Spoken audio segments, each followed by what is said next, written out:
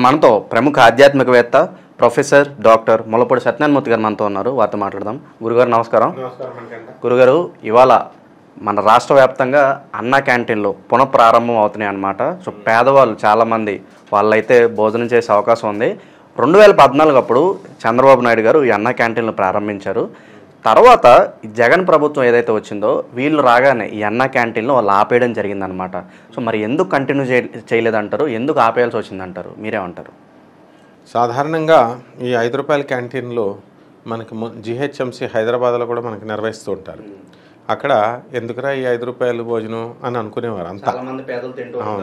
Only rickshaw వాళ్ళు, ఈ స్వీపర్లు వీళ్ళే తింటారా లేకపోతే మామూలు వాళ్ళు తినరా అని అనుకునేవారు. ఆ తర్వాత కీన్గా అబ్జర్వ్ చేస్తే ఇప్పుడు భార్యలు ఊర్లో వెళ్ళిపోయిన వాళ్ళు ఉంటారు, ఒక వారం రోజుల దాకా రారు. వీళ్ళ కూరగాయలు తెచ్చుకోవాలి, ఇవన్నీ కటింగ్ చేసుకోవాలి, ఇవన్నీ వండుకోవాలి, ఇదంతా పెద్ద శ్రమ. ఇదంతా ఇది ₹5కి వాళ్ళకి ఉపయోగపడేది. పెద్దవాళ్ళు వాళ్ళు ధనవంతులు తినేవారు. సాఫ్ట్వేర్ ఇంజనీర్లు కూడా ఇప్పుడు తింటున్నారు. ఏంటంటే సడన్గా అలా వెళ్తూ ప్రైవేట్ జాబ్ చేసుకున్నటువంటి వాళ్ళు. అప్పుడు అసలు ఆ కాన్సెప్టే రాంగ్ అనమాట. ఎలాగ ఆలోచన కాన్సెప్ట్ ఎలా కేవలం పేదవాళ్ళే తింటారేమో, కేవలం నీచంగా హీనంగా చూడడం కాకుండా అది అందరికీ middle class, upper middle class అందరికీ కూడా ఉపయోగపడేటటువంటి స్కీమ్ ఇది. కేవలం పేదల స్కీమ్ ఒక్కటే అని చెప్పకల్లా. తమిళనాడులో అన్నా డిఎంకే పార్టీ తర్వాత డిఎంకేలు ఈ రెండు కూడా నిర్వహించినాయి. అమ్మ క్యాంటీన్ అని ఆవిడ నిర్వహించారు, జయలలిత గారు. అలాగే ఈ చంద్రబాబు నాయుడు గారు చక్కగా సార్ జయలలిత గారు అన్నారు కాబట్టి ఇక్కడ హర్షించదగ్గ విషయం ఏంటంటే జయలలిత గారు తర్వాత కూడా స్టాలిన్ గారు ఎవరైతే ఉన్నారో ఆ అమ్మ క్యాంటీన్ కంటిన్యూ చేశారు, ఆయన ఆపేయలేదు. కానీ మన రాష్ట్రంలో అలా జరగలేదు కదా. అందువలన ఇక్కడ ఏంటంటే కొంచెం మనకి పేరు ప్రతిష్టల మీద మనది అంటూ మార్కు ఉండాలి అనే స్వార్థము ఇది ఎక్కువ ఉంటుంది మనకి. ఈ పోటీదార తత్వము ఏంటంటే ఆయన చేసింది నేను చేయకూడదు, నేను చేసింది ఆయన చేయకూడదు అని ఇలా పిచ్చి పట్టుదలలు ఉంటాయి డెవలప్మెంట్ కంటే కూడా. కాబట్టి అలా తీసేయడం జరిగింది. అయితే ఇక్కడ ఈ చంద్రబాబు నాయుడు గారు మొదలుపెట్టినటువంటి ఈ యొక్క ప్రోగ్రాము, ఈ ₹5 భోజనం ప్రోగ్రాము అన్నా క్యాంటీన్ అనేటటువంటిది ఎన్టీ రామారావు గారిని బేస్ చేసుకొని అన్నా క్యాంటీన్ అని పెట్టారు. అందుకే ఆమెమో జయలలిత గారేమో ఆమె అమ్మ అనేవారు, అన్న ఎన్టీఆర్ అన్న అనేవారు కాబట్టి పెట్టారు.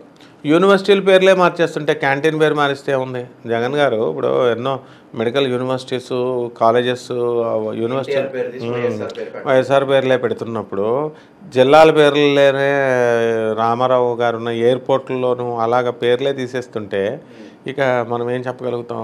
అది అలా జరిగిపోతూ ఉంటాయి అన్నమాట అవి. కాబట్టి వీళ్ళ ప్రభుత్వం వచ్చింది కాబట్టి ఇప్పుడు ఈయన అన్న పార్టీలను పెట్టడం చాలా హర్షించదగినటువంటి విషయం. ఇది ఎంతసేపు కూడా చంద్రబాబు నాయుడు గారు కానీ పవన్ కళ్యాణ్ గారు కానీ ఎలా ఆలోచిస్తారంటే 10 మంది పేదవాళ్ళకు ఉపయోగపడాలి అన్న ఉద్దేశంతో చక్కగా పెట్టారు. కాబట్టి ఇందులో ఈ పవన్ కళ్యాణ్ గారు ఈ కార్యక్రమంకి మరి ఆ మధ్యాహ్న పథకానికి, భోజనం పథకానికి డొక్కా సీతమ్మ అన్న మధ్యాహ్న భోజనం అని పెట్టారు పథకానికి. అసలు డొక్కా సీతమ్మ అంటే ఎవరో తెలుసుకోవాలి. మనకి చాగంటి కోటేశ్వరరావు గారు, నండూరు శ్రీనివాసరావు గారు వీళ్ళు లేకపోతే మనకు ఆ డొక్కా సీతమ్మ తెలీదు. డొక్కా సీతమ్మ అనే ఆవిడ ఒక అవధూత. ఆవిడ నిరంతర భోజనం. అవధూతలు ఎక్కడున్నా సరే భోజనాలు పెడతా ఉంటారు.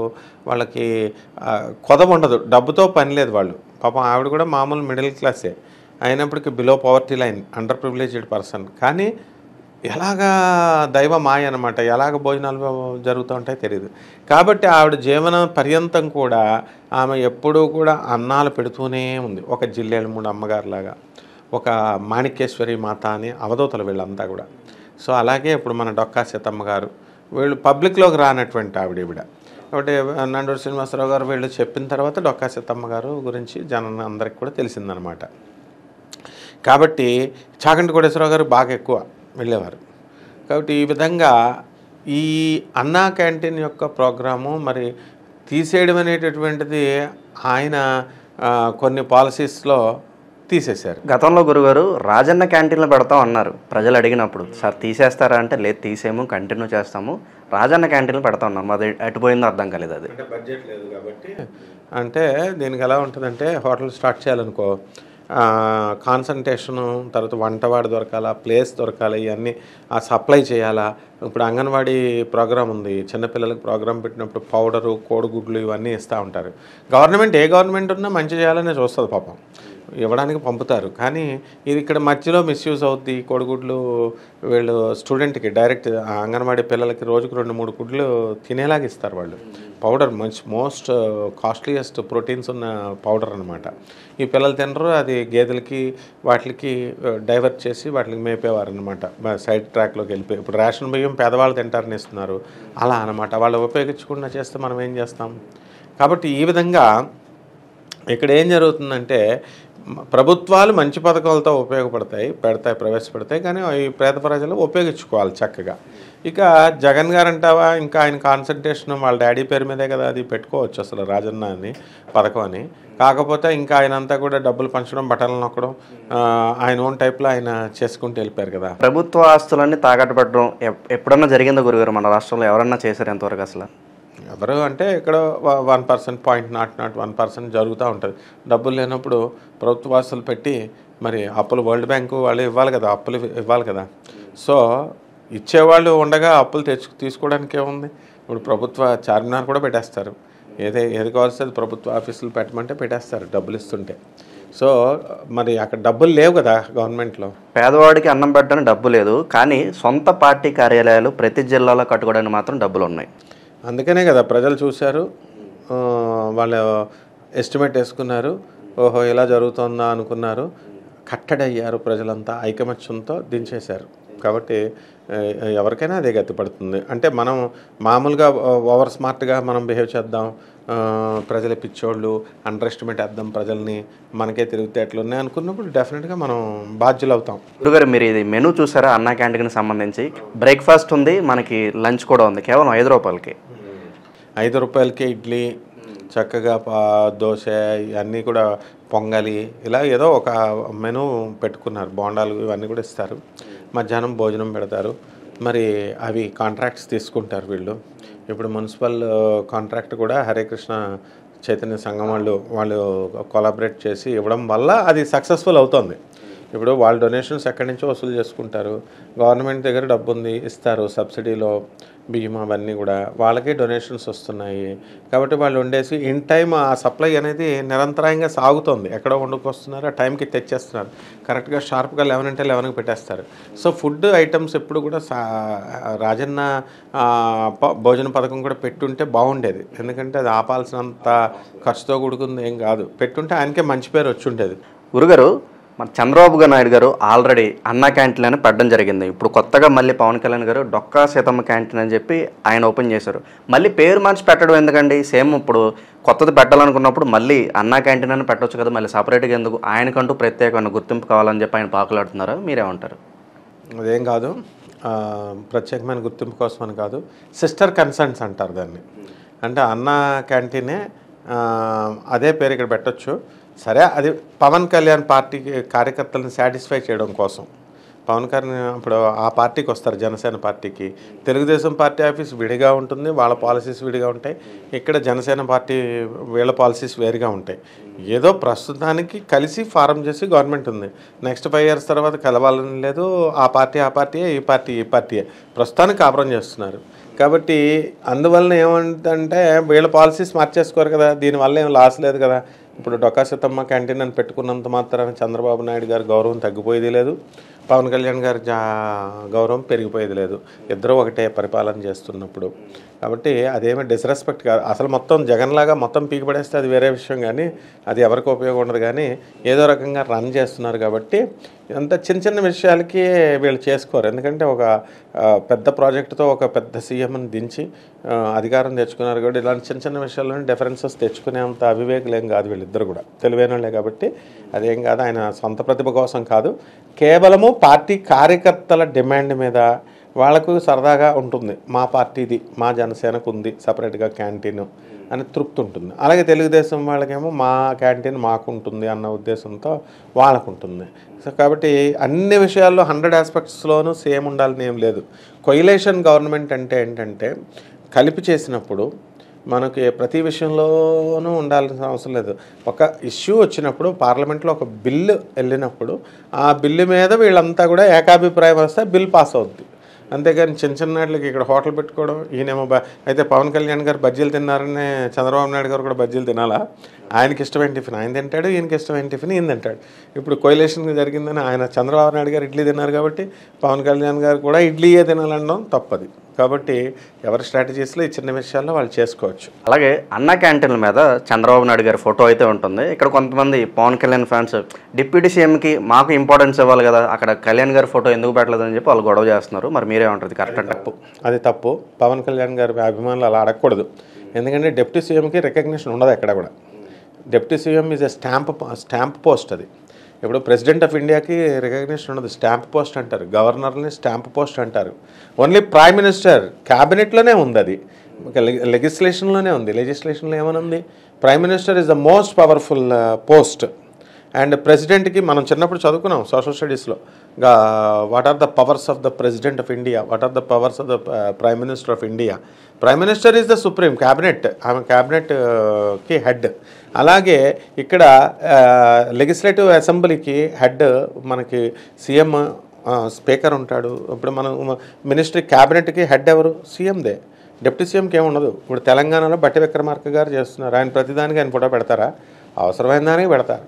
మిగతా అంతేకాదు, ఇంకా ఒక్కొక్క డిప్యూటీ సీఎంకి 4-5 పోస్టులు ఇచ్చారు. చక్కగా 4 డిపార్ట్మెంట్స్, పోర్ట్ఫోలియోస్ ఉంటాయి వీళ్ళకి.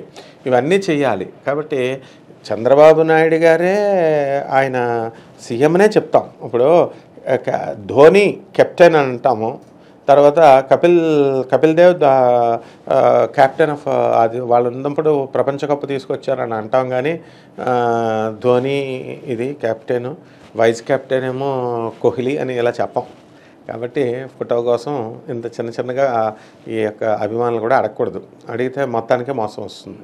2029 ఎలక్షన్స్ ఆ టైంకి వచ్చేసరికి మరి టీడీపీ జనసేన రెండు కలిసే ఉంటాయి అంటారా, లేకపోతే ఏమన్నా విభేదాలు వచ్చే అవకాశం ఉందంటారా? అది మనం అనేకమైన ఇంటర్వ్యూస్లో చెప్పాము, ఇద్దరు కలిసే ఉంటారని. విభేదాలు వచ్చే సమస్య లేదు. ఎందుకంటే ఈ చిన్న విషయాలు ఇవి, అది డబ్బు లేదు ఫస్ట్ వాళ్ళ దగ్గర. గవర్నమెంట్ డబ్బు రావాలా, ఏదో 15,000 కోట్లు నిర్మలా సీతారామన్ పుణ్యమాని వచ్చింది, అది పీనట్ మనకి. చంద్రబాబు నాయుడు సంపద సృష్టిస్తారంటారు. మరి సృష్టించడానికి ఆయన ప్రయత్నిస్తారు. ఆయన పవన్ కళ్యాణ్ అందరూ ప్రయత్నిస్తున్నారు. కానీ పెట్టుబడి పెట్టేవాళ్ళు భయపడతారు. ఎందుకంటే ఏమో మళ్ళీ నెక్స్ట్ గవర్నమెంట్లో మళ్ళీ వీళ్ళు ఉంటారో ఉండరో అంటే నమ్మకం పోయిందనమాట ఆంధ్ర మీద. ఆ నమ్మకం రావాలి అంటే ఇంకా చాలా సంవత్సరాలు పడుతుంది. మరి ఆంధ్రాని మరో బీహార్ అంటున్నారు, ఇంతకుముందు వరకు అదే అన్నారు. మరి మారే అవకాశం చూడాలి. మరి ఆంధ్రాని బీహార్ అంటే ఆంధ్ర వాళ్ళు చాలా మంచివాళ్ళు, తెలివైన వాళ్ళు. కాబట్టి ఈ బీహార్ ఏంటంటే పొడుచుకోవడము, ట్రైన్లో టికెట్లు తీయరు. ఆంధ్రాలో అత్యంత ఎక్కువ టికెట్లు వచ్చేది సౌత్ సెంట్రల్ రైల్వే ఆంధ్ర నుంచే వస్తుంది. ఎందుకంటే మాది రైల్వే బ్యాక్గ్రౌండ్ కాబట్టి చెప్తున్నాను. సౌత్ సెంట్రల్ రైల్వేలో సదరన్ ఇండియాలో సౌత్ సెంట్రల్ రైల్వేలో మనకి సౌత్ స్టేట్స్ అన్నిటి హయ్యెస్ట్ రెవెన్యూ ఇస్తాం. బీహారు, జార్ఖండ్, ఉత్తరప్రదేశ్ వీళ్ళ అసలు టికెట్లే తీయరు. మామూలుగా రైల్వేకి అంతా కూడా బొక్కే అనమాట. కాబట్టి ఇక్కడ ఎలా ఉంటుందంటే ఇక్కడ కూడా మనకి మనో బీహార్ అయ్యే పరిస్థితే లేదు. Andhra is Andhra decent. కాకపోతే మనకి పాలసీస్లో ఏమవుతుందంటే వీళ్ళిద్దరూ కలిసే ఉంటారు, ముందుకు తీసుకెళ్తారు. వీళ్ళు అనుకున్నంత డెవలప్మెంటు ప్రజలంతా ఎక్కువ ఎక్స్పెక్ట్ చేస్తున్నారు ఈ 5 సంవత్సరాల్లో. ఇప్పుడు అమరావతిలో నాకు స్థలం ఉందనుకోదు, ఎంతో రేట్లు వచ్చేయాలని అనుకుంటాను నేను. రాకపోతే చంద్రబాబు నాయుడుదే మిస్టేక్, రాకపోతే పవన్ కళ్యాణ్దే మిస్టేక్ అనే కోణం నుంచి బయటకు వచ్చేయాలి. లేకపోతే ఓవర్ ఎక్స్పెక్టేషన్స్ చేసినా కూడా వీళ్ళకి కూడా బ్యాడ్ నేమ్ వచ్చేస్తుంది. ఎందుకంటే సచిన్ టెండూల్కర్ ఉన్నాడు, బ్యాట్ పట్టుకుంటే 100 కొట్టేయాలని ప్రతిసారి ఎక్స్పెక్ట్ చేయడం తప్పు. ఆయన వీళ్ళని బట్టి ఒకసారి కొడతాడు, ఒకసారి 60 కొడతాడు, ఒకసారి 80 కొడతాడు, ఒకసారి 0 కొడతాడు. అలా ఓట్లేసాము, ఫ్రీడమ్ ఇచ్చేయాలి చంద్రబాబు నాయుడు గారికిను పవన్ కళ్యాణ్కి. ప్రతిసారి మాకు ఈ ల్యాండ్లు రేట్లు పెరిగిపోవాలి, ఇప్పుడు రియల్ ఎస్టేట్లో కోట్లు అయిపోతాయని చెప్పి కాసు కూర్చున్నారు. రియల్ ఎస్టేట్ రియల్టర్స్ అంతా అప్పుడే అమ్మకండి, తర్వాత అమ్ముదాం వచ్చేస్తుంది అని. ఇలా ఓవర్ ఎక్స్పెక్టేషన్స్ ఇవన్నీ ఏమి ఉండదు. స్లో డెవలప్మెంట్, గ్రాడ్యువల్ డెవలప్మెంట్ ఉంటుంది. ప్రకృతి ఒకటి ఉంది, రూలింగ్ గవర్నెన్స్ ప్రకృతి ఉంది.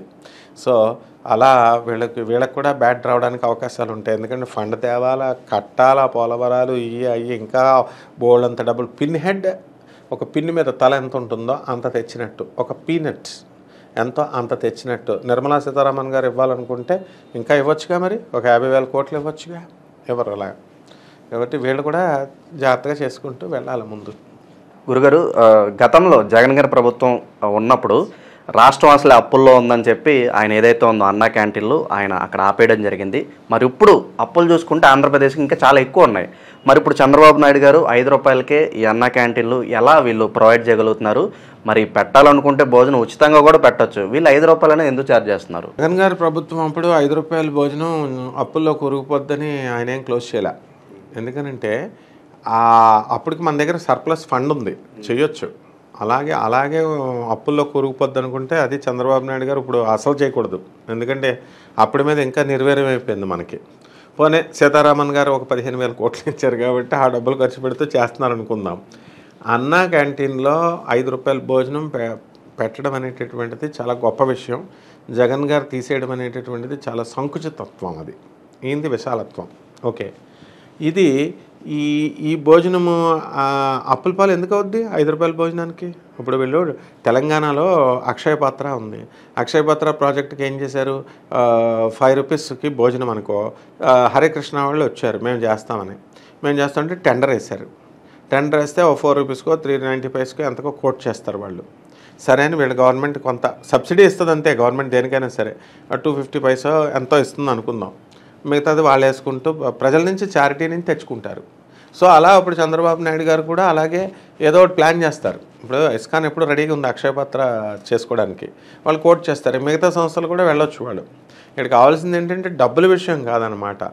ఆ టైంకి ఇన్ టైంకి ఆ ఫుడ్ ఏముంది, 4 గిన్నెలు తెచ్చేసి పెడతా ఉంటారు. ఇక్కడ మనం చూస్తూ ఉంటాం కదా, సాంబార్ పోసేస్తారు, ఇస్తరాకులో ఒక వాటర్ ప్యాకెట్ ఇస్తారు. కాబట్టి చేయొచ్చు. జగన్ గారు చేయకపోవడం ఆయన చాలా తప్పది. ఏంటంటే 5 రూపాయలు ఆయన భోజనం పెట్టినా అదేం అప్పుల పాలు కాకపోను.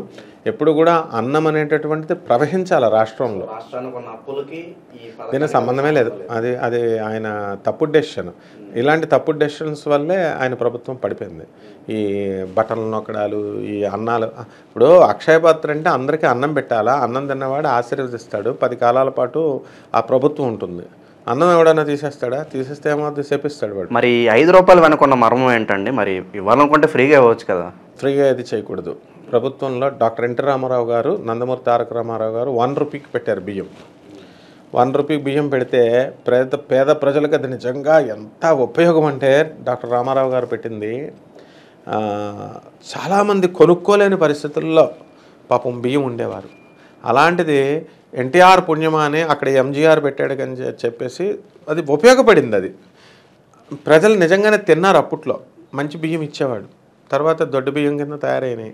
మేము తినలేమని ప్రజల్లో కూడా మదం పెరిగింది. మేము ఇప్పుడున్న రేషన్ బియ్యాల్లో గవర్నమెంట్ ఎప్పుడూ ఇస్తోంది, వీళ్ళకి తింటున్నారు, అమ్మేసుకుంటున్నారు. ప్రభుత్వానికి కూడా తెలుసు. పక్కదోరకి పట్టుకుపోతున్నాయి రేషన్ షాపుల నుంచి, పట్టుకుంటారు విజిలెన్స్ వాళ్ళు. ఇవంతా మామూలే ఇవన్నీ కూడా. అయితే పేద ప్రజలకు ఎప్పుడు కూడా ఫ్రీగా ఇస్తే దాన్ని చాలా నిర్లక్ష్యంగా చూస్తారనమాట. 5 రూపాయలు అనేటటువంటిది నార్మల్గా పెట్టింది. అంటే ఫార్మల్గా ఉండాలి ఎంతో కొంత అని. అకౌంట్ ఉండదు కదా. ఇప్పుడు ఫ్రీగా పెట్టేస్తే బిల్లులు, ఇప్పుడు రేవంత్ రెడ్డి గారు బస్సులో ఫ్రీగా టికెట్లు పెట్టేశారు, ఫ్రీగా లేడీస్ ఎక్కుతున్నారు. వాళ్ళదేం పోయింది, ఆధార్ కార్డు చూపిస్తున్నారు, టికెట్ కొడుతున్నాడు, అయినా ఎక్కుతున్నారు. ఇంకా ఫ్రీయే కదా, టికెట్ తీసుకోవడం ఎందుకని కొంతమంది కామ్గా ఉంటారు. అలా చేయలేదు. అకౌంటబిలిటీ దానికి కూడా పేపర్ ఫ్రీ యాత్రకి ఆర్టీసీ పేపర్ ఇస్తుంది, పేపర్ రోల్స్, టికెట్ రోల్స్. దాని నుంచి ఆవిడ ఆధార్ కార్డు చూపించాలా. అప్పుడు ఆధార్ కార్డు పేపర్ ఖర్చు దండక కదా వాళ్ళ మీద, అయినా సరే పేపర్ కార్డు ఇస్తున్నారు. సో ప్రభుత్వానికి అకౌంటబిలిటీ అవసరం. కాబట్టి దానికోసం అని చెప్పేసి ఫార్మల్గా 5 రూపీస్ అనేది పెట్టారు. వర్కౌట్ అవుతుంది కాబట్టి క్యాలిక్యులేషన్స్ అన్నీ ప్రిన్సిపల్ సెక్రటరీలు, చీఫ్ సెక్రటరీలు, ఈ మినిస్టర్లు వీళ్ళంతా కూడా క్యాబినెట్ కూర్చొని డెసిషన్ తీసుకుని పెడతారు. ఫ్రీగా పెడితే మొత్తం అసలు వాల్యూ ఉండదు అనమాట, అంటే అకౌంటబిలిటీ ఉండదు. కాబట్టి 5 రూపాయలు ఏమంటే 10 రూపాయలు కూడా పెట్టచ్చు. అండ్ ఆ 5 రూపాయలు ఎలాగో ఫిక్స్ చేశారు కదా, వేరే రాష్ట్రాల్లో 5 రూపాయలకి వస్తుంది కదా అని అంత కిందకు వస్తే పేదవాడికి అంత మంచి ఉద్దేశంతో చంద్రబాబు నాయుడు గారు ఈ యొక్క పథకాన్ని పెట్టడం జరిగిందనమాట. ఈ అన్నా క్యాంటీన్లు ఏదైతే ప్రారంభించారు కదా గురుగారు, మరి పేదవాళ్ళు ఇంకా ఎవరైతే వినియోగించుకుంటున్నారో రోజుకి ఎంతమంది వరకు ఈ సర్వీసెస్ అనేది వాళ్ళు ఉపయోగించుకునే అవకాశం ఉందంటారు? ఇప్పుడు నేను తెలంగాణలో చూసింది చెప్తా. ఒక్కొక్క షాప్ దగ్గర, ఒక్కొక్క కౌంటర్ దగ్గరగా మధ్యాహ్నం టైం మనం వెళ్ళేసరికి 11 నుంచి స్టార్ట్ అవుద్ది. 12:30 1 o'clock వరకు వాళ్ళు ఫుడ్ తింటూ ఉంటారు. ఒక్కొక్క కౌంటర్ దగ్గర మినిమం 200 పైన 300 మంది దాకా తింటారు ఈజీగా. అంటే పోనీ 200 అనుకో. అలా ఎన్ని సెంటర్స్ హైదరాబాద్ సిటీలో, ఆ విధంగా ఆంధ్ర అంతా కూడా మినిమం వీళ్ళకి భోజనాలు చేసుకుంటే 1,00,000 మంది టార్గెట్ పెట్టుకుంటారు. 1,00,000 మంది ఈజీగా బెనిఫిట్ అవుతారు. కాబట్టి ఈ బెనిఫిట్ అవడంలో ఏం ప్రాబ్లం లేదు. ఇప్పుడు ఏదో ఊరి నుంచి వెళ్తారు సడన్గా, పాపం భోజనం ఉండదు, డబ్బులు ఉండవు హోటల్లో తినడానికి, ఇక్కడ తినేస్తారు. రైతులు ఉంటారు, వాళ్ళు షుగర్ పేషెంట్లు ఉంటారు, ఇంట్లో ఇంకా వంట అవ్వదు, ఇక్కడికి వచ్చి తింటారు. ప్రభుత్వానికి కూడా కొంత అమౌంట్ అనేటటువంటిది వస్తుంది, టోకెన్ అమౌంట్. సో వాళ్ళకి అట్లీస్ట్ ఆ కేంద్రంలో నిర్వహించే వాళ్ళు ఎంప్లాయీస్ ఉంటారు, వాళ్ళ శాలరీస్ అన్నీ వెళ్ళాలి కదా. ఫ్రీగా ఫుడ్ డొనేషన్, ఇప్పుడు ఎవరైనా గవర్నమెంట్ అయినా ప్రైవేట్ అయినా ఎక్కడి నుంచి ఒక స్కీమ్ మనం పెడుతున్నామంటే డొనేషన్ ప్రజల నుంచి మనకు వస్తేనే కదా మనం చేయగలుగుతాం. సో ఆ విధంగా ఇది అత్యధికమైనటువంటి వర్గం వాళ్ళు ఎక్కువ మంది మనం ఉపయోగపడితే ప్రయోజనకరమైనటువంటి ప్రోగ్రామ్ ఇది. ప్రజెంట్ గవర్నమెంట్ ఏదైతే ఉందో అది బాగా రూల్ చేయాలని కోరుకుందాం. అలాగే మన రాష్ట్రంలో ఉన్న ప్రజలు కూడా బాగుండాలని కోరుకుందాం. అలాగే ఈ అన్నా క్యాంటీన్ల మీద మీ అభిప్రాయం తెలియజేసినందుకు ధన్యవాదాలు గురుగారు.